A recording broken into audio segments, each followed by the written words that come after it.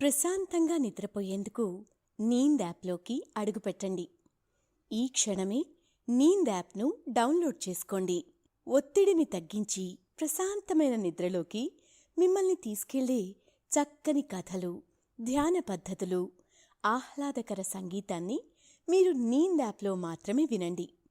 ఇవే కాకుండా పలు రకాల స్లీప్ ప్రోడక్ట్స్ అయిన sleep gummies, milk mix, sleep tea bags గురించిన సమాచారం తెలుసుకోవచ్చు.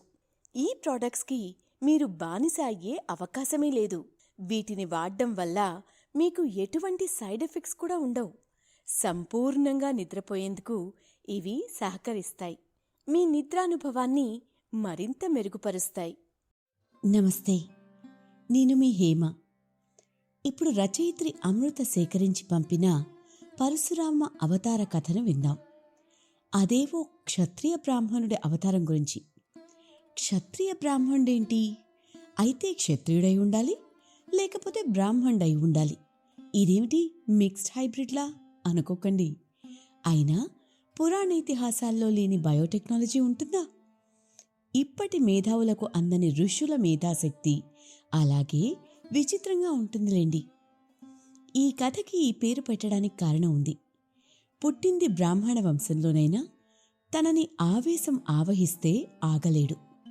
ఎందుకు కన్నతల్లి తలని నరికేంత ఆవేశం? 21 సార్లు భూమండలం తిరిగి క్షత్రియుడు అన్నవాడే లేకుండా చేస్తానని అదే తల్లికి ఇచ్చిన మాట కోసం క్షత్రియులని నిర్మూలించేంత క్రోధం. ఓ బ్రాహ్మణుడికి ఉండాల్సిన లక్షణాలకి వ్యతిరేకంగా ఇంత కోపావేశాలెందుకు? నేను చెప్పేది పరశురాముడి అవతారం గురించేనని మీకు అర్థమయ్యే ఉంటుంది. మనకి వచ్చిన ప్రశ్నలకి సమాధానాలు ఈ కథలో చెప్పుకుందాం. అంతకన్నా ముందు తిన్నది జీర్ణించుకుని నిద్రకి సిద్ధంగా ఉన్నారని ఆశిస్తూ సౌకర్యవంతమైన స్థితిలోకి వెళ్దాం. మీకిష్టమైన రీతిలో పడుకుని అన్ని లైట్లను ఆఫ్ చేసి మీ కళ్ళు మూసుకోండి. నెమ్మదిగా గాలి పీలుస్తూ పూర్తిగా లోతైన శ్వాస తీసుకుని వదలండి. ఈ ప్రపంచాన్ని, ఇవాల్టి జ్ఞాపకాలను మెల్లగా పక్కకు నెట్టి నిద్రలోకి క్రమంగా జారుకునే సమయమిది. మరోసారి నెమ్మదిగా గాలి పీలుస్తూ లోతైన శ్వాస తీసుకుని మీ శరీరంలోని ఒత్తిడిని బయటకు వదిలేయండి. ఇప్పుడు చేయాల్సిందల్లా విశ్రాంతి తీసుకోవడం, సేద తీరడం, మునుపటి స్థితికి రావడం. మీరిప్పుడు మంచం మీద ఉన్నారు. రోజువారీ అలసట నుంచి మీ శరీరం విశ్రాంతి తీసుకుంటున్నట్లుగా మీకు అనిపిస్తుంది. కాళ్ల నుంచి మొదలుపెట్టి మీ అవయవాల్లోని ఒత్తిడిని ఒక్కొక్కటిగా బయటికి పంపించేయండి. మీకోసం అవన్నీ రోజంతా చాలా కష్టపడ్డాయి కాబట్టి వాటికి విశ్రాంతి తీసుకునే అర్హత ఉంది. ముందుగా మీ పాదాల్లో మొదలైన విశ్రాంతి అనుభూతి క్రమంగా మీ మోకాలి క్రింది భాగానికి చేరుతుంది. అక్కడి నుంచి మోకాళ్లలోకి ప్రవేశిస్తుంది. ఇప్పుడు మీ కాలి ఎగువ భాగాన్ని విశ్రాంతి తీసుకొనివ్వండి. ఈ విశ్రాంత అనుభూతి క్రమంగా మీ పొత్తి కడుపు నుంచి వెన్నెముక మీదుగా ఎగువ వీపు వరకు వచ్చి తర్వాత ఛాతీలోకి ప్రవహిస్తున్నట్లుగా గుర్తించండి. అక్కడ్నుంచి మీ భుజాల్లోకి, తర్వాత చేతుల్లోకి, చివరగా వేలి కొనల వరకు వెళ్తున్నట్లుగా అనుభూతి చెందండి. ఆపై మీ మెడ, తల, ముఖం వరకు ఆ అనుభూతి ప్రవహిస్తుంది. ఇప్పుడు మీ శరీరం మొత్తం ప్రశాంతంగా, రిలాక్స్డ్గా నిద్రకు సిద్ధంగా ఉంది. త్వరలో మీరు చక్కని నిద్రలోకి జారుకుంటారు. డ్రీమ్ ల్యాండ్లో ప్రశాంతంగా ప్రయాణిస్తారు. ఈ ప్రయాణం ఉదయం వరకు కొనసాగుతూ ఉంటుంది. అవతారం అంటే దిగి వచ్చుట. అయితే విష్ణువు అవతారాల గురించి విశేషంగా చెప్పుకుంటాం. ఎందుకంటే అవన్నీ ఒకేలా ఉండవు కాబట్టి. కొన్ని అంశావతారం ఉంటాయి. వ్యాసుడి కథ మీరు వినే ఉంటారు. కొన్ని అసంపూర్ణ అవతారాలైనా కూడా కళావతారాలు ఉంటాయి, ధర్మస్థాపన కోసం వచ్చినవి. వామనుడి కథ కూడా మీరు వినే ఉంటారు కదా. ఇక సంపూర్ణ అవతారాలు కొన్ని ఉంటాయి. రామావతారంలాగా ఆయన చేసినవి వినడానికే కాదు, ఆచరణలో పెట్టే ప్రయత్నం చేసినా ఉద్ధరించబడతాం. రామ మార్గాన్ని అనుసరించాలి అనుకుని రామమంత్రం జపించినా మనం ధర్మం పట్టుకున్న వాళ్ళం అవుతాం. కొన్ని పరిపూర్ణ అవతారాలుంటాయి కృష్ణావతారంలాగా. అవి చెప్పుకోవడానికి కానీ ఆచరించలేం. కృష్ణ పరమాత్మ భగవద్గీత చెప్పేటప్పుడు మనల్ని ఏం చెయ్యమన్నాడో అవి చెయ్యాలి. ఆయనలాగా బాలలీలలు, రాసక్రీడలు, దుష్ట శిక్షణ, శిష్ట రక్షణ చేయలేం, చెయ్యాలని అనుకోలేం. ఎందుకంటే వాటికి విశేష కారణాలు ఉంటాయి కాబట్టి. ఆ విశేషాల గురించి కూడా మనం ఈ మధ్య దామోదర లీల కథలో చెప్పుకుంటున్నాం. ఇప్పుడు ఈ కథలో చెప్పుకునేది ఆవేశ అవతారం గురించి. అంటే ఓ కార్యం పూర్తి చేయాలి అంటే ఆవేశం పూనుకుంటుంది. పని పూర్తవగానే ప్రశాంతత ఆవహిస్తుంది. అసలు ఇలాంటి అవతారం స్వామి స్వీకరించాలి అనుకోలేదు. ఓ తల్లి చేసిన తప్పు వలన, ఆవిడ పొరపాటు వలన పుట్టిన తర్వాత ఉద్ధరించిన అవతారం అదే పరశురామావతారం. ఈ మధ్య సినిమాల్లో హాస్పిటల్లో బిడ్డలు మారిపోయే కథలు, బంటు రాజయ్యి రాజు రాక్షసుడయ్యే స్టోరీలు వస్తున్నాయి. కానీ బిడ్డలు మారిపోయే కథకి పునాది పరశురామ అవతారంలో ప్రథమ విశేషం. మహాభారతంలో వ్యాసుడు చేసిన బయోటెక్నాలజీ హైబ్రిడ్స్ కురువంశాన్ని ఉద్ధరించి నాశనమైన విషయాలని మనం గాంధారి కథలో, వ్యాసుడి కథలో చెప్పుకున్నాం. మనిషికి ఏనుగు మొహం అతికించిన విషయం వినాయకుడి కథలో పండుగ విశేషంగా చెప్పుకున్నాం. మనిషి పక్షి కలయిక అయిన గరుడు, సంపాతి లాంటి సూపర్ హ్యూమనాయిడ్స్ గురించి గజకచ్చపి సంగ్రామంలోనూ సంపాతి కథలో కూడా చెప్పుకున్నాం. కానీ దానికి మించిన హ్యూమన్ జీనోమ్ ఎడిటింగ్ పరశురాముడి కథలోనే మొదలైంది. అది కూడా ఇందాక అన్నట్టు ఓ తల్లి మంచి చేయబోయి పొరపాటు చేసిన తప్పు వలన అవతరించిన జననం అయింది. అరణ్యవాసంలో ఓ రోజు ధర్మరాజు అకృతవర్ణుడు అనే ఆయన్ని కలిశాడు.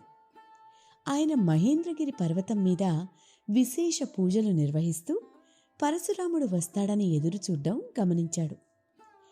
అతని దగ్గరికి ధర్మరాజు వెళ్ళి, స్వామి, పరశురాముల వారు మహా తేజోవంతులు అని విన్నాను. మా పితామహుడు భీష్ముడికి ధనుర్విద్య నేర్పారని విన్నానే, కాని ఆయన దర్శనం కలగలేదు. ఇక్కడికి ఆయన వస్తారనేనా మీ ఏర్పాట్లు? ఆయన ఉనికిని కూడా ధర్మం తప్పినవారు, ముఖ్యంగా క్షత్రియులు తట్టుకోలేరు అంటారు. ఆయన దర్శన భాగ్యం నాకు లభిస్తుందా అని అయోమయంగా అడిగాడు ధర్మరాజు. దానికి అకృతవర్ణుడు, అయ్యో ధర్మరాజా, ఆయన్ని చూసి అంత భయపడ్డం ఎందుకయ్యా? నీ పితామహుడికి విద్య నేర్పిన గురువు కదా మరి. క్షత్రియులందర్నీ చంపేస్తే మీ వంశం ఎలా ఉన్నట్టు? ఆయన్ని ఏదో కోపావేశాలతో ఉన్న క్రూరుడు అనే దృష్టితో చూడకుండా ఆయన కథని, ఆ కథలో ఉన్న విశేషాలను నువ్వు అర్థం చేసుకుంటే ఖచ్చితంగా ఆయన కూడా నీకు శాంతి స్వరూపుడుగానే కనిపిస్తాడు అన్నాడు. అప్పుడు ధర్మరాజు, స్వామి, మరి అలా అయితే ఆయన వివరాలు నాకు వినిపించండి, ఆయన విశేషాలు అర్థమయ్యేలా చెప్పండి. అయితే మీరాయనకి ఎలా పరిచయం? మీరు ఎందుకు ఇక్కడ ఎదురు చూస్తూ ఉన్నారు అని ప్రశ్నించాడు. దానికి అకృతవర్ణుడు ఆయన సన్యాసం స్వీకరించే ముందు ఓ పులి నుంచి నన్ను ఒక పిల్లవాడిగా ఉన్నప్పుడు కాపాడాడు. నాకు ప్రతి చతుర్దశి తిథినాడు ఇదే మహేంద్రగిరి పర్వతం మీదికి వస్తే కనిపిస్తానని మాటిచ్చాడు. నిజానికి ఈ మహేంద్రగిరి పర్వతం ఈ భరతఖండంలో భాగం కాదు, సముద్రుడు వెనక్కి వెళ్తే మిగిలిన భాగం. అసలు ఈయన కథలో లేని విషయాలు లేవనుకో, నీకు వివరంగా చెప్తాను విను అని చెప్పడం మొదలుపెట్టాడు. ఒకానొకప్పుడు గాధి మహారాజు అనే ఒక మహారాజు ఉండేవాడు. ఆయనకి సత్యవతి అనే సుగుణాల రాశి కూతురుగా ఉండేది. కూతుర్ని కూడా ఓ క్షత్రియుడికి, రాజుకి ఇచ్చి పెళ్లి చేద్దామని ఆయన అనుకునేలోపే రుచికుడు అనే ఓ బ్రాహ్మణుడు ఆయన దగ్గరికి వచ్చి, రాజా, నేను బృహమహర్షి కొడుకును, తమరి కూతుర్ని నాకు ఇచ్చి వివాహం చేయగలరు. మీ కూతురు వంటి సుగుణాల రాశి, ఉత్తమ గుణాలు ఉన్నది, ధర్మం తెలిసిన మనిషి నాకిల్లాలైతే నా వంశం కూడా వృద్ధి చెందుతుంది అన్నాడు. ప్రశాంతంగా నిద్రపోయేందుకు నీంద్ యాప్లోకి అడుగుపెట్టండి.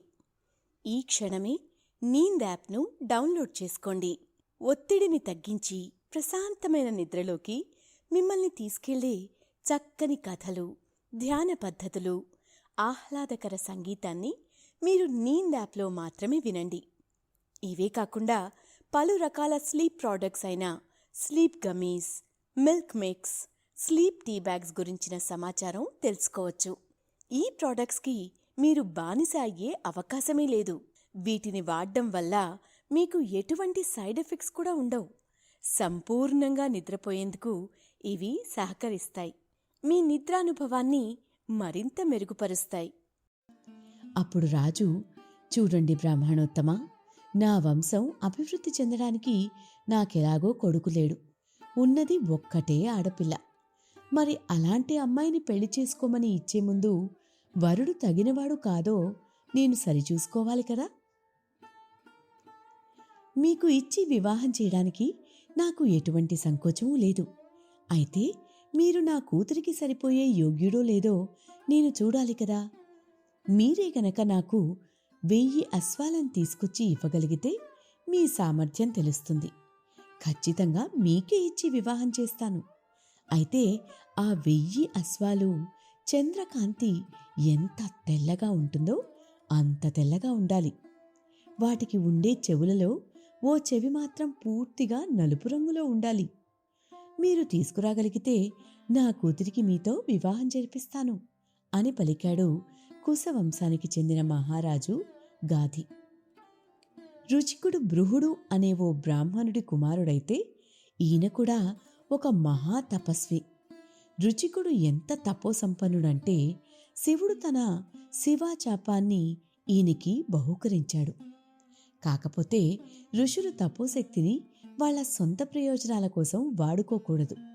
ఈ విషయం మనం అగస్త్యుడి వాతాపి జీర్ణం కథలో కూడా చెప్పుకున్నాం. గుర్తుందా మీకు?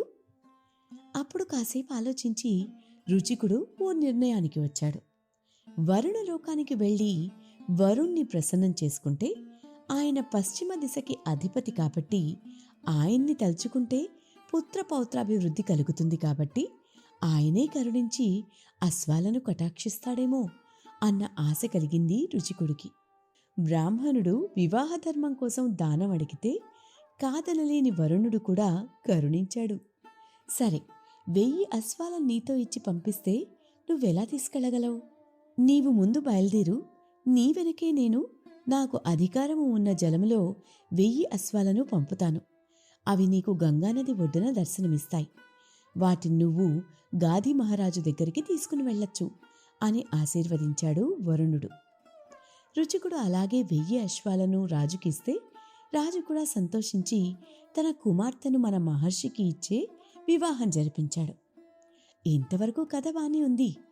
ఇప్పుడు రుచికుడి ఆశ్రమానికి వచ్చిన సత్యవతి యువరాణి ఒక బ్రాహ్మణ పత్నిగా తను నిర్వర్తించాల్సిన ధర్మం నిష్ఠగా నిర్వర్తిస్తూ పతిదేవుణ్ణి సేవించుకుంటోంది. ఓసారి రుచికుడు లేని సమయంలో రుచికుడి తండ్రి భృగు మహర్షి ఆశ్రమానికి వచ్చాడు. సత్యవతిని చూసి, తల్లి, నీకు ఈ ఇంట కన్నీరు పెట్టే రోజు రాకూడదు అంటూ ఆశీర్వదించాడు. మామగారికి కూడా సేవలు చేసింది సత్యవతి. ఆ పరిచర్యానికి ఎంతో సంతోషించిన బృహ మహర్షి, తల్లి, నీకేమన్నా వరం కావాలంటే అడగవచ్చు, తీరుస్తాను అన్నాడు. మీరు నిజంగానే నేను చేసిన పనికి తృప్తి చెందితే, నా ధర్మం పట్ల మీకు సంతోషం కలిగితే నాకు 1 కాదు 2 వరాలు కావాలి అని కోరుకుంది. చెప్పమని అడిగాడు భృగు మహర్షి. మామగారు, నా వంశం అభివృద్ధి చెందడానికి నాకు ఉత్తమోత్తమమైన కొడుకు జన్మించాలని ఆశీర్వదించండి. అలాగే నా తల్లిదండ్రులకి మగ సంతానం లేదు. వారు మగ సంతానం కోసం తిరగని గోపురాలు లేవు, ప్రార్థించని దేవుడు లేడు. ఇప్పటికీ తీర్థయాత్రలు చేస్తున్నారు. కాబట్టి వారి వంశం కూడా అభివృద్ధి చెందేలా నా తల్లి ఓ మగ సంతానాన్ని కనేలాగా ఆవిడ్ని కూడా మీరు ఆశీర్వదించండి అని కోరింది సత్యవతి. సరే అన్న భృగు మహర్షి 2 హావీసు పాత్రలు సృష్టించాడు. అందులో అన్నం వచ్చేలా చేశాడు. వాటిని అభిమంత్రించాడు. తల్లి, ఈ 2 నా యజ్ఞశక్తి ధారపోసి తయారు చేసిన పాత్రలు. త్వరలో నీ తల్లి తీర్థయాత్రలు ముగించుకుని నీ కుశలం అడగడానికి నీ ఆశ్రమానికి వస్తుంది. అయితే కుడి పక్కన ఉన్న పాత్రలో అన్నాన్ని నీ తల్లిని తినమని చెప్పు. తిన్న తర్వాత ఆవిడ మేడి చెట్టుని కౌగిలించుకోవాలి. అప్పుడే ఆవిడ తిన్న అన్నం తేజోవంతమై ఆవిడ గర్భం దాలుస్తుంది. అలాగే నీవు కూడా ఎడమ చేతివైపు ఉన్న పాత్రలోని అన్నాన్ని స్వీకరించి రావి చెట్టుని కౌగిలించుకోవాలి. నీకు కూడా ఖచ్చితంగా దివ్యస్వరూపమైన బాలుడు జన్మిస్తాడు. అయితే నేను చెప్పిన సూచనలు నిష్ఠగా పాటించాలి. ఎందుకంటే నీ గర్భం నుంచి రావాల్సిన వాడు తపస్సంపన్నుడు, శాంతి స్వరూపుడు, మహాజ్ఞాని కావాలి. మన బ్రాహ్మణ కులాన్ని ఉద్ధరించేవాడవ్వాలి. కానీ నీ తల్లి గర్భం నుంచి వచ్చేవాడు కోపావేశాలు కలిగిన, గర్వ పౌరుషాలు ఉన్న క్షత్రియ వంశాన్ని నిలబెట్టగలగాలి అని చెప్పి తపస్సు చేసుకోవడానికి వెళ్ళిపోయాడు భృగు మహర్షి. కొన్ని రోజులకి సత్యవతి తల్లి అయిన రాజమాత కూతురి క్షేమం చూడ్డానికి వచ్చింది. తన మామగారిచ్చిన ఆ యజ్ఞపాత్రల్ని గురించి తల్లికి వివరించింది సత్యవతి. ఇద్దరూ ఒకేసారి పాత్రల్లో ఉన్న అన్నం తిని భృగు మహర్షి చెప్పినట్లుగా చెట్లని కౌగిలించుకున్నారు. అంతా బానే జరిగింది అని భ్రమపడిన సత్యవతికి కొన్నాళ్టికి తను తీసుకోకూడని పాత్ర నుంచి అన్నం తీసుకుని తిన్నదా అన్న సందేహం కలిగింది. వెంటనే మామగారి దగ్గరికి వెళ్ళి తను తీసుకున్న పాత్రను గురించి, కౌగిలించుకున్న చెట్టు గురించి వివరించింది. ఆశ్చర్యపోయాడు భృగు మహర్షి. అయ్యో, ఎంత పని చేశావు తల్లి! ఈ పాత్ర నీ తల్లి స్వీకరించాల్సింది. నువ్వు వరుసక్రమం మార్చేసి తారుమారు చేసేశావే. ఇప్పుడు నీ కడుపున శాంతి స్వరూపుడు కాదు, కోపావేశాలు కలిగిన వాడు పుడతాడు. బ్రాహ్మణుడికి ఉండకూడని లక్షణాలతో ఉంటాడు అని కోపగించుకున్నాడు. క్షమించండి మామగారు, నేనే పరధ్యానంలో ఉండి విన్నాను. ఏ ఆనందంలో విషయం తారుమారు చేసి నా తల్లికి చెప్పాను. తప్పు చేశానని ఒప్పుకుంటాను. దీనికి వేరే మార్గం ఉంటే చెప్పండి. మీ కుమారుడు తన వంశం వృద్ధి చెందాలని 1000 అశ్వాలను వరుణుణ్ణి అడిగి మరీ తీసుకొచ్చి నన్ను వివాహం చేసుకున్నాడు. ఇప్పుడు నా వల్ల ఓ తప్పు జరిగి ఈ వంశంలో క్షత్రియ గుణాలు, లక్షణాలు ఉన్న పిల్లవాడు పుడతాడు అని తెలిస్తే నన్ను సహించబోడు. దయచేసి మార్గం సూచించండి అని ప్రాధేయపడింది సత్యవతి. తల్లి, ఇప్పుడు నీవు, నీ తల్లి ఇద్దరూ గర్భం దాల్చారు. ఎదుగుతున్న బిడ్డని తారుమారు చేయలేను. అయితే నీకు పుట్టబోయే క్షత్రియ లక్షణాలతో ఉండబోయే బిడ్డను ఓ తరం తర్వాత పుట్టేలా సంకల్పం చేయగలను అని ఏవో మంత్రాలు చదివాడు. దాంతో సత్యవతి తల్లి రాజమాతకు కౌశికుడు జన్మించాడు. ఆయన సాత్విక గుణాలున్న క్షత్రియ వంశంలో రాజ్యపాలన చేయలేక మహర్షి విశ్వామిత్రుడయ్యాడు. ఆయన పుట్టింది క్షత్రియ వంశంలో అయినా స్థిరపడింది, ప్రసిద్ధి చెందింది మహర్షి విశ్వామిత్రగా. ఇక సత్యవతికి జన్మించిన ఋషి పేరు జమదగ్ని. తారుమారు అయిన క్షత్రియ బిడ్డ పుట్టకుండా ఓ తరం ఆగింది. ఈయన కూడా మహాతేజో సంపన్నుడు, తపో సంపన్నుడు, ధనుర్విద్యలో దిట్ట. ఈయన కూడా బ్రాహ్మణుడు అయ్యుండి క్షత్రియ కన్యను వివాహం చేసుకున్నాడు. తన తండ్రి రుచీకుళ్లాగే.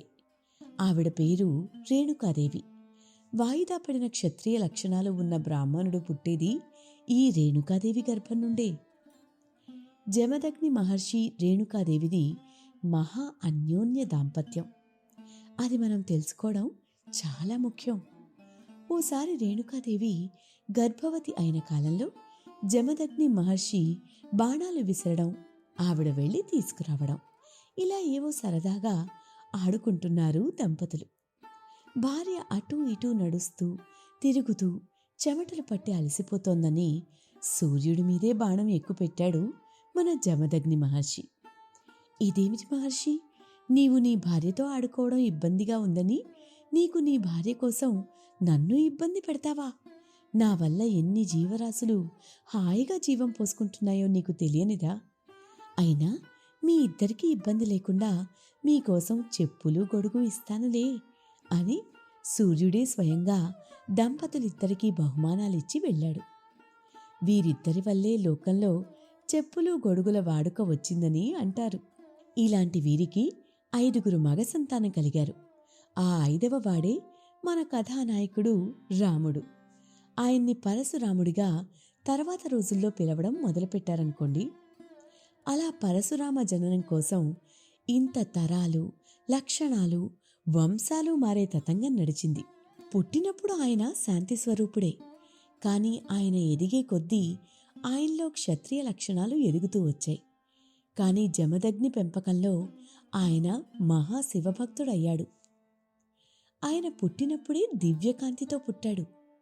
పరశురాముడికి ఉన్న పేర్లు రాముడు, రామభద్రుడు, భార్గవరాముడు, భృగుపతి, జమదగ్న, భృగువంశ.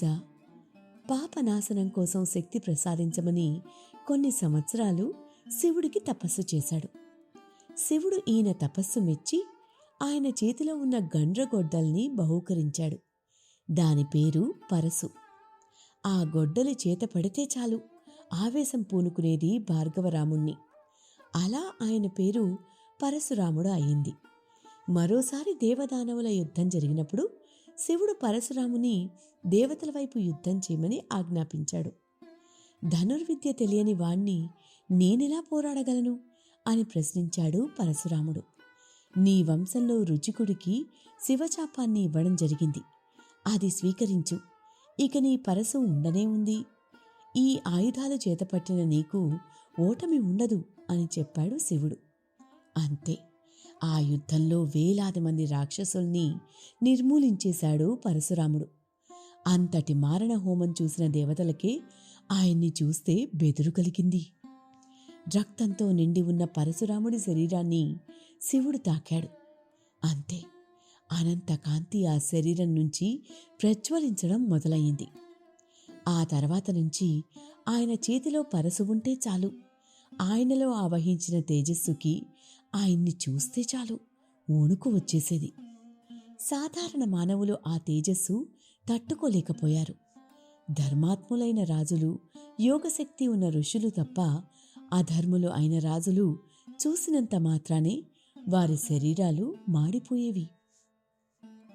ఇలా ఉండగా ఓసారి దర్బాలకి వెళ్ళాడు పరశురాముడు. జమదగ్ని యజ్ఞం చేసుకుంటూ తన భార్య రేణుకాదేవిని నది ఒడ్డుకి వెళ్ళి నీళ్లు తెమ్మన్నాడు.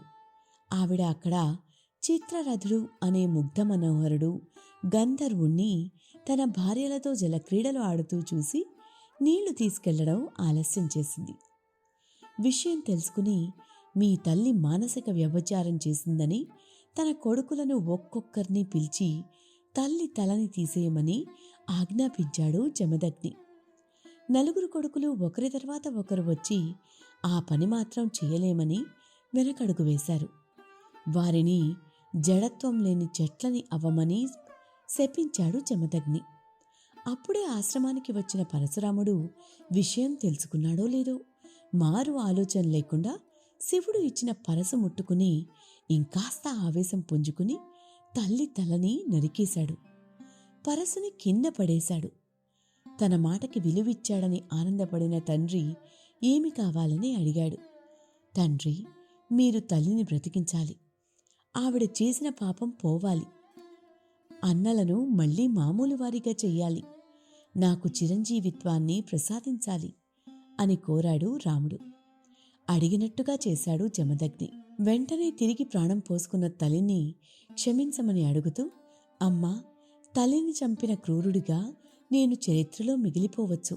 కాని నా తండ్రి శక్తులు నాకు తెలుసు. నిన్ను చూసి బ్రతికిస్తాడనే నమ్మకం ఉంది. అయినా నీ మీద అనుమానం ఉన్నప్పుడు ఆయన కళ్ల ముందు ఉన్న ప్రతి క్షణం నరకం అనుభవించాలి. భార్య స్థానం పోగొట్టుకునే ప్రమాదం ఉంది. నింద తొలగిపోవాలి. నీకంటుకున్న మచ్చ తొలగించాలని ఆయుధం తీసుకుని ఆవేశం తెచ్చుకుని ఆ పని చేశాను అని నమస్కరించుకున్నాడు. అతన్ని క్షమించింది తల్లి. అంత శివతేజం నిండి ఉన్న పరశురాముడు ఓసారి శ్రీకృష్ణుణ్ణి చూడాలని సంకల్పం చేసుకున్నాడు. అప్పటికి కృష్ణావతారం ఇంకా రాలేదు. కాని కృష్ణుడు గోలోకంలో ఉంటాడన్న విషయం మనం తులసీదేవి కథలో చెప్పుకున్నాం. ప్రశాంతంగా నిద్రపోయేందుకు నీంద్ యాప్లోకి అడుగుపెట్టండి. ఈ క్షణమే నీంద్ యాప్ను డౌన్లోడ్ చేసుకోండి. ఒత్తిడిని తగ్గించి ప్రశాంతమైన నిద్రలోకి మిమ్మల్ని తీసుకెళ్లే చక్కని కథలు, ధ్యాన పద్ధతులు, ఆహ్లాదకర సంగీతాన్ని మీరు నీంద్ యాప్లో మాత్రమే వినండి. ఇవే కాకుండా పలు రకాల స్లీప్ ప్రోడక్ట్స్ అయిన sleep gummies, milk mix, sleep tea bags గురించిన సమాచారం తెలుసుకోవచ్చు. ఈ ప్రోడక్ట్స్కి మీరు బానిస అయ్యే అవకాశమే లేదు. వీటిని వాడడం వల్ల మీకు ఎటువంటి సైడ్ ఎఫెక్ట్స్ కూడా ఉండవు. సంపూర్ణంగా నిద్రపోయేందుకు ఇవి సహకరిస్తాయి. మీ నిద్రానుభవాన్ని మరింత మెరుగుపరుస్తాయి. అది ఒక్క సమాంతర విశ్వం, అంటే ప్యారలల్ యూనివర్స్ అన్నమాట.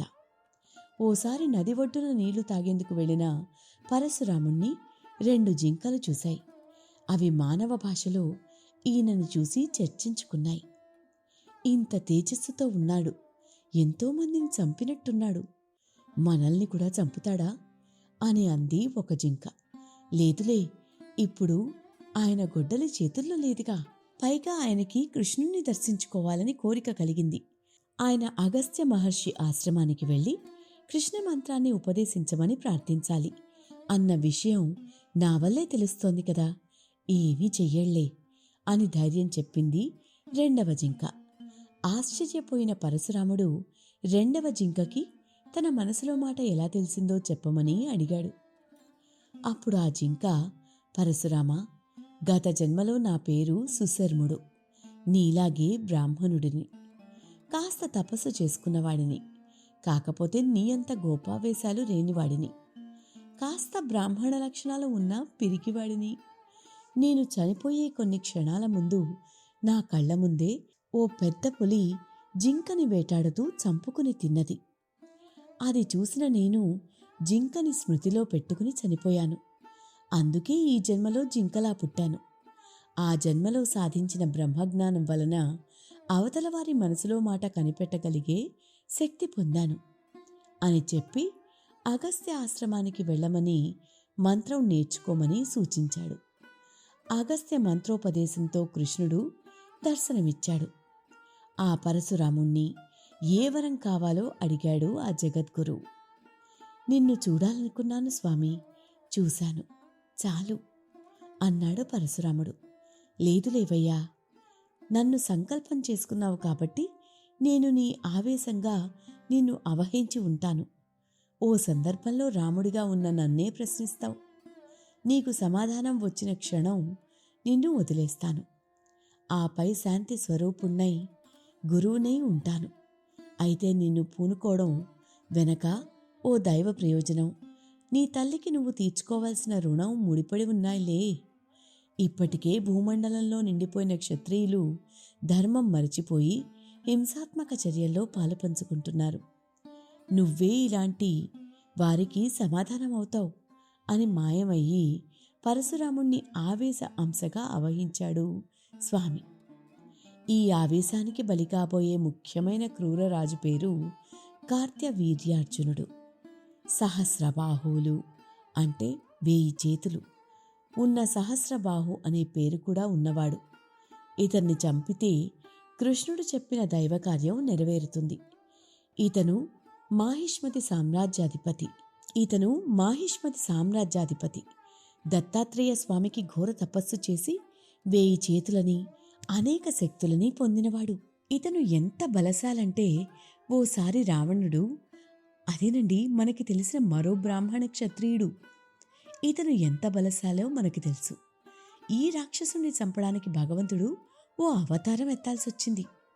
ఈ రావణ బ్రహ్మ అప్పటికి కుర్రవాడు, బ్రాహ్మణుడు కాబట్టి ఓ సంధ్యా సమయంలో ఓ నది ఒడ్డులో ఇసుకలో శివలింగాన్ని చేసుకుని పూజ చేసుకుంటున్నాడు. ఆ సమయంలో ఈ సహస్రబాహువు భార్యలతో జలక్రీడలాడుతూ నీటి ప్రవాహాన్ని ఆపేశాడు. వాడి చేతులకి ఆగిన నీళ్లు వెనక్కి వచ్చి ఆ ప్రవాహంలో రావణుడి ఇసకలింగం కొట్టుకుపోయింది. రావణుడు కోపంతో కార్త్యవీరుణ్ణి చంపుదాం అనుకుంటున్నాడు. కాని వాడే ఈ రావణుణ్ణి కారాగారంలో పడేస్తే రావణుడి తాతగారు పులస్త్య బ్రహ్మగారు వచ్చి విడిపించి తీసుకెళ్లారు. ఇక కార్త్యవీరుడి అహింసకి అర్థం కూడా లేదు. యక్షులని, మానవులని, దానవులని, దేవతలని కూడా తేడా తెలియకుండా వాడి సుఖం కోసం వేధించేవాడు. ఓసారి వరుణలోకానికి వెళ్ళి, ఏ వరుణ, నీ తప్ప దేవతలు కనిపించడం లేదు. పారిపోయారా? తప్పిపోయారా? నువ్వు మాత్రం ఎలా ఇంకా ఉన్నావు? నాకు శక్తిలో సమానుడు వేరొకడు లేదు కదా, ఏంటి నీ ధైర్యం అని మాట్లాడితే, వరుణుడు, నా ఆశీర్వాదంతో రుచికుడి వివాహమైంది. అతని వంశంలో అతని కొడుకు జమదగ్ని కొడుకు నిన్ను వెతుక్కుంటూ వచ్చి నిన్ను సర్వనాశనం చేసే రోజు వస్తుంది అనే ధ్యేయమే నాది అన్నాడు. ఎవడొస్తాడో కాని వాడి పని పట్టి ఆ తర్వాత నీ పని పడతా అని సవాలు చేశాడు కార్త్యవీర్యుడు. కొన్నాళ్లకి దేవతలు ఓ పథకం ప్రకారం కార్త్యవీర్యుడి భూమండలాన్ని అగ్నిదేవుడికి దానమిచ్చేలా ప్రణాళిక రూపొందించుకున్నారు. గర్వాలకు పోయిన రాజు భూమిని దానమిచ్చేశాడు. అగ్నిదేవుడు ఊళ్ళని, ఆశ్రమాలని కాల్చేశాడు. అప్పుడు వశిష్ఠుడు, ఓ సహస్రబాహు, ఏ చేత్తో దానాలు ఇచ్చి మాకు ఉండే చోటు లేకుండా చేస్తున్నావో ఆ చేతులని నరికేవాడు మా ప్రతినిధిగా వస్తాడు. ఆపై నరనారాయణులో ఒకరు నిన్ను మర్చిపోయేలా అర్జునుడు అనే పేరుతో ప్రసిద్ధి చెందుతాడు. నువ్వు చేసే ప్రతి పని నీ నాశనాన్ని కోరి తెస్తుంది అని శపించాడు. అయినప్పటికీ వంకరబుద్ధి ఉన్న రాక్షసుడు పట్టించుకోలేదు. కొన్నాళ్లకి తనకు తానే జమదగ్ని ఉంటున్న ఆశ్రమం వైపు వెళ్ళాడు. అప్పుడే ఆకలేసింది. మహర్షిని భోజనం అడిగాడు. జమదగ్ని రేణుకాదేవిని రాజుతో వచ్చిన సైనికులకి భోజనాలు ఏర్పాట్లన్నీ చేయమన్నాడు. క్షీరసాగర మథనంలో పుట్టిన కామధేనువుని ప్రార్థించి ఆహారం ఏర్పాటు చేసింది రేణుకాదేవి. అంత భోజనాన్ని నిమిషాల్లో ఏర్పాటు చేసిన గోవుని తన వశం చేసుకుని, రత్నహారీచ పార్థివ అన్నాడు రాజు. అంటే నాకు నచ్చింది, ఇక నా సొంతం, లాక్కుని రమ్మని సైనికులకి ఇచ్చిన ఆదేశం అన్నమాట. ఆవుని హింసిస్తూ దాని దూడకి దూరం చేస్తూ లాక్కుపోయాడు రాజు. జమదగ్ని దేవుడే చూసుకుంటాడు అని వదిలేశాడు. జ్ఞానం తప్ప ధైర్యం లేని ఆయన నలుగురు కొడుకులు బాధపడ్డారు కాని మారు మాట్లాడలేదు. దాని దూడకి దూరమైన గామధేనువు ఏడుపు ఆ రాజు ప్రాణాలు తీసే ముఖ్య కారణం అయిపోయింది. ఇక వాడి చావు పిలిస్తే పిలిచేంత దూరంలో ఉంది. పరశురాముడు ఆశ్రమానికి వచ్చాడు. విషయం తెలుసుకున్నాడు. అసలే విష్ణువు ఆవేశం కమ్ముకున్నవాడు. శివుడి పరసు పుచ్చుకుని బయలుదేరాడు. హరిహరుల ఆవేశాలని పూనుకుని, కామధేనువు ఇస్తావా, నా చేతిలో చస్తావా అని అడిగాడు రాజుని. బ్రాహ్మణ కుర్రవాడా, నువ్వు నన్నేం చేస్తావు? నీలో రోషం ఉన్నందుకు సంతోషం. అయినా నీవు ముచ్చట పడితే హాయిగా నా భటుల చేతిలో చావచ్చు అని నవ్వుకున్నాడు కార్త్యవీర్యుడు. తన కళ్ల ముందే సైనికుల్ని చంపేశాడు పరశురాముడు. ఆశ్చర్యపోయి 1000 చేతులతో 500 బాణాలు ఒకేసారి పరశురాముడి మీదకు వదిలాడు కార్తవీర్యుడు. అవి పరశురాముణ్ణి తాకేలోపే కార్తవీర్యుడి 1000 చేతులు కంఠం నరికేశాడు పరశురాముడు. నెత్తుడితో తడిసిన శరీరంతో కామధేనువుని విడిపించి ఆశ్రమానికి తీసుకొస్తున్న పరశురాముడు తండ్రికి త్రిపురాసుర సంహారం చేసిన శివుడిగా కనిపించాడు. అప్పుడు జమదగ్ని, ఎంత పనిచేశావు రామా, నీ తల్లి తలని నేను చెప్పానని నరికాను అన్నవాణ్ణి ఇప్పుడు ఎవరి ఆజ్ఞతో రాజుని చంపి వచ్చావు? ఒక్క గోవు కోసం రాజుని, అతని సైన్యాన్ని చంపేసి మనకి ప్రభువు లేకుండా చేశావు. ఇప్పుడు ఈ ప్రజల్ని కాపాడే దిక్కెవరు? ఈ తప్పుకి ఆవేశాన్ని వదిలి ఇప్పుడే తీర్థయాత్రలు చేసి రావాలి అని ఆజ్ఞాపించాడు. గొడ్డలి వదిలి వెళ్ళిపోయాడు పరశురాముడు. కొన్నాళ్లకి తిరిగి వచ్చాడు. ఆవేశం తగ్గించుకున్నాడు. శాంతితో తండ్రి ఆజ్ఞ పాటిస్తున్నాడు. ఆ శాంతం శాశ్వతమైతే ఆయన అవతారానికి అర్థం ఏముంటుంది చెప్పండి? ఓ రోజు తండ్రి యజ్ఞానికి దర్బల కోసం అడవికి వెళ్ళాడు. సమయం చూసుకుని అసహవంతులైన కార్తవీర్యుడి కొడుకులు వచ్చి యజ్ఞం చేసుకుంటున్న జమదగ్ని తల నరికేశారు. దిగ్భ్రాంతిలో ఉండిపోయారు నలుగురు కొడుకులు. గుండెలు బాదుకున్న రేణుకాదేవి భార్గవరామా అని శోకం కమ్మిన గొంతుతో మళ్ళీ మళ్ళీ అరిచింది. ఆ అరుపు అడవిలో ఉన్న పరశురాముడికి వినిపించింది. తల్లి అరుపులను లెక్క పెట్టుకుని మరీ పరుగున వచ్చాడు. ఆశ్రమానికి వచ్చేసరికి తల్లి అరుపు 21 సార్లు వినిపించింది. విషయం తెలుసుకున్నాడు. మళ్ళీ గొడ్డలు తీసుకున్నాడు. తల్లి, ఈ క్షత్రియులు పరమ దుర్మార్గులు, ధర్మం తప్పినవారు. ఇలాంటి వారు మిగలకూడదు. నీ సాక్షిగా నన్ను చూసి పోరాడకుండా పారిపోయిన పిరికివారిని తప్ప, పోరాట సమయంలో పారిపోయిన అసమర్థుల్ని తప్ప, గోవుల రక్షణ చేస్తున్న రాజులను తప్ప, ఏ రకమైన యజ్ఞయాగాలను ధర్మ మార్గంలో నిర్వహిస్తున్న వారిని తప్ప, స్త్రీల మధ్య దాక్కున్న పౌరుషం లేని వారిని తప్ప, మిగిలిన క్రూర క్షత్రియులను నా పరసుతో నరికేస్తాను. పిండ రూపంలోనైనా, బాలకులైనా, వృద్ధులైనా, యువకులైనా అధర్మం నెలకొన్న ఏ పని చేస్తూ కనిపించినా నరికేస్తాను. నువ్వు 21 సార్లు నా పేరు పలికినందున 21 సార్లు భూమండలం తిరిగి ఇలాంటి అధర్మ పాత్రులైన క్షత్రియులను ఏరి మరీ చంపేస్తాను అని తల్లిని ఓదార్చి, ధర్మం పాటిస్తున్న వారిని, పిరికి రాజులని తప్ప మిగతా రాజులందరినీ చంపేశాడు పరశురాముడు. ఆయన వదిలేసిన వంశాల్లో జనకరాజు వంశం, దశరథ రాజు వంశం లాంటివి కొన్ని ఉన్నాయి. రావణాసురుడు బ్రాహ్మణుడు కాబట్టి బ్రతికిపోయి ఉండొచ్చు. కొన్నాళ్లకి జనకరాజు వంశంలో సీతా స్వయంవరంలో విష్ణు చాపానికి ఎక్కుపెట్టి విరిచాడు శ్రీరాముడు. ఈ విషయం తెలుసుకున్న పరశురాముడు అంతటి మొనగాడు క్షత్రియుడు ఎలా మిగిలిన్నాడని అతని సమర్థత చూద్దామని వెళ్ళాడు. ఆయన రాకతోనే పరశురాముడి తేజస్సు తట్టుకోలేక రాజులు, సైన్యం మూర్ఛపోయారు. రాముణ్ణి చూసి, విష్ణుచాపాన్ని ఎక్కుపెట్టి విరిచిన వాడివి, నా దగ్గర ఉన్న శివచాపాన్ని ఎక్కుపెట్టు అన్నాడు. రాముడే విష్ణుమూర్తి అని తెలుసుకుని ధర్మస్థాపన తన తర్వాత చేసేవాడు వచ్చాడని తెలుసుకున్నాడు. ఆ క్షణం ఆయన్ని ఆవేశంగా కమ్ముకున్న శ్రీకృష్ణ ఆవేశాంశ ఆయన్ని వదిలేసింది. ఆయన శాంతించాడు. తన అవసరం ఇక లేదని గ్రహించి రాజుల నుంచి తీసుకున్న భూములన్నింటినీ కశ్యప ప్రజాపతికి దానం ఇచ్చేశాడు. ఆ తర్వాత పేద బ్రాహ్మణుడైన ద్రోణుడికి ఏమివ్వాలో తెలియక తన ధనుర్విద్యని ప్రసాదించి కురువంశంలో గురువుగా నిలబెట్టాడు. అదే భీష్ముడికి గురువయ్యాడు. దానమిచ్చిన భూమి మీద ఉండకూడదు అని సముద్రుణ్ణి వెనక్కి వెళ్ళమన్నాడు. కాని ఎంత దూరం వెళ్లాలో తెలియని సముద్రుడికి అర్థమయ్యేలాగా తన పరసుని విసిరి అంతవరకు వెనక్కి వెళ్ళమన్నాడు. అక్కడే మహేంద్రగిరి, ఆ పైన సూక్ష్మ శరీరంతో తపస్సు చేసుకుంటున్నాడు. సముద్రుడి వలన ఏర్పడిన భూమిని పరశురామ క్షేత్రం అంటున్నాం. నాకు ప్రతి చతుర్దశి తిథిన దర్శనమిస్తున్నాడు అని పరశురాముడి గురించి చెప్పి ముగించాడు ఆకృతవర్ణుడు. ఆ సాయంత్రం ఆకృతవరుణునికి, ధర్మరాజుకి పరశురాముడి దివ్య తేజోమయ దర్శనం అయింది. అదండి సంగతి.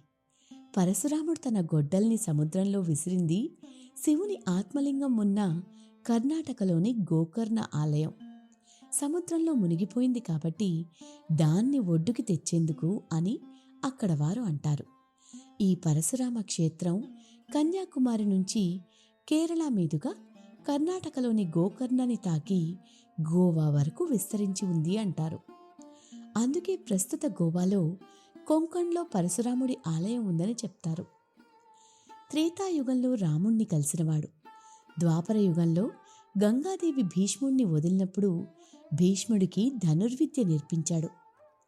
అంబ కోసం భీష్ముడితో యుద్ధం చేశాడు. ధర్మం వైపు ఉన్న భీష్ముడి చేతిలో ఓడిపోయాడు పరశురాముడు. ఆ విషయం మనం భీష్ముడి కథలో విన్నాం. ఇప్పుడు కలియుగంలో కూడా అదే మహేంద్ర పర్వతం మీద ఉన్న చిరంజీవి అని ఓ నమ్మకం. ఈ పరశురాముడే కలియుగాంతంలో కల్కి అవతారం జరిగినప్పుడు కల్కికి గురువై ధనుర్విద్య నేర్పిస్తాడని చెప్తాడు. మరి ఈ విషయాన్ని 2024లో రాబోయే ప్రభాస్ కల్కి 2898 AD సినిమాలో చూపిస్తారు అని కొన్ని ఊహాగానాలు ఉన్నాయి.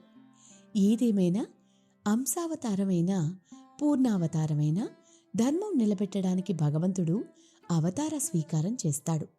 అందుకే పరిత్రాణాయ సాధూనాం వినాశాయ చ దుష్కృతాం ధర్మ సంస్థాపనార్థాయ సంభవామి యుగే యుగే అనుకుంటాం.